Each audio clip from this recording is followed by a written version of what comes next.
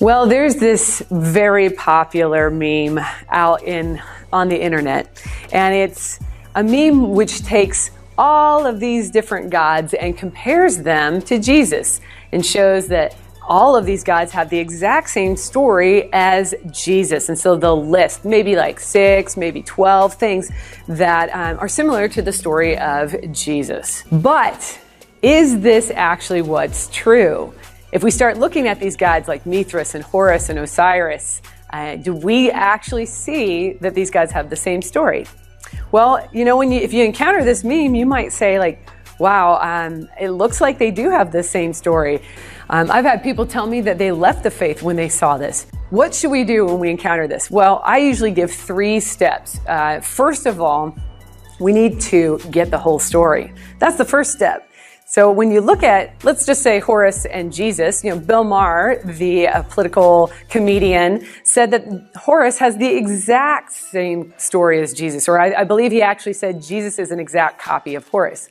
Let's actually go and find the source material for Horus and Jesus. Because what happens most of the time is you're reading secondary, tertiary sources. So you're not actually reading the actual stories of Horus and Osiris from their source. You're getting interpretations of this where guys have gone out and said, hey, I'm going to look for 12 qualities or traits that I think I'm going to find in every religion, and I'm going to find them in every religion. So those are the guys that you're reading, or those are the guys that are quoted in movies like Zeitgeist or on websites.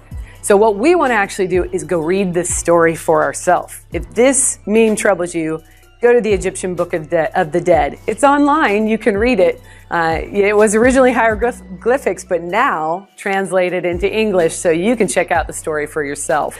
So go back to the source. And in fact, when people do that, they tend to feel a little sheepish that they ever made this argument. The second thing that you can do after getting the whole story by reading them is to take these parallels head to head. So you'll probably see on the meme that we're encountering here, you'll see this lists of, virgin born and 12 disciples and, he died and resurrected. You'll see that. So what should you do with that? Let's take those parallels head to head and see, does that God actually have a virgin birth? So let's look at a few. How about Horus? Does Horus have a virgin birth? No, he doesn't. But even further, it depends on what Horus you're talking about from which Egyptian dynasty. Because sometimes he's the Most High God, and sometimes he's the son of Isis and Osiris. Either way, we don't get a virgin birth. So we've got a couple of different stories. Either Isis and Osiris had sex in their mother goddess's womb after falling in love as god fetuses in their mother's womb, and that's the story of Horus, who then bursts forth from Isis.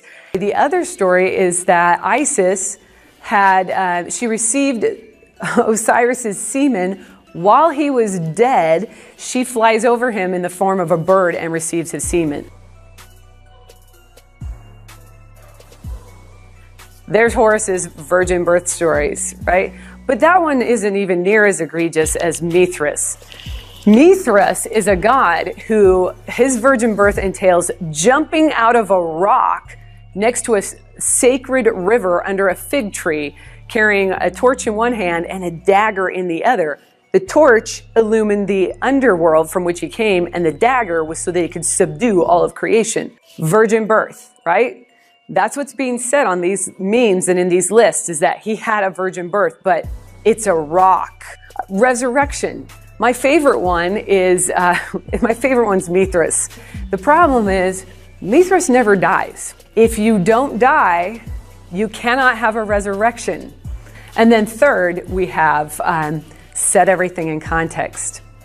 It's important that you don't take a post-resurrection, like first century Christian theology, and impose that back on something that happened 2,000 years before, or was written 2,000 years before in an entirely different culture with an entirely different worldview. The pagans, they didn't have a view of resurrection that we see from Christians. In fact, their view is that they wanted to die and go and be separated from their body and go be with the gods in the spiritual realm. That was their quote-unquote resurrection. It actually sounds a lot like the death and resurrection of Osiris, who dies and becomes king of the underworld. Okay, in Christianity, we have new heavens and new earth, which entails a new physical body. Completely different. So different that in Acts 17, when Paul is presenting he's presenting an argument for the resurrection in front of these men, these intellectuals called the Areopagus. They actually don't understand what he's saying. What are these new things that you're teaching us? It seems like Paul was preaching foreign divinities to them because they didn't understand it. These are the guys that would have known all of these deities and their quote-unquote resurrection stories, right? So we have to be careful to set things in context. And when you do that, you find that these pagan gods, and they entail the worship of them and the theology that results, and then the philosophy that results, is so different.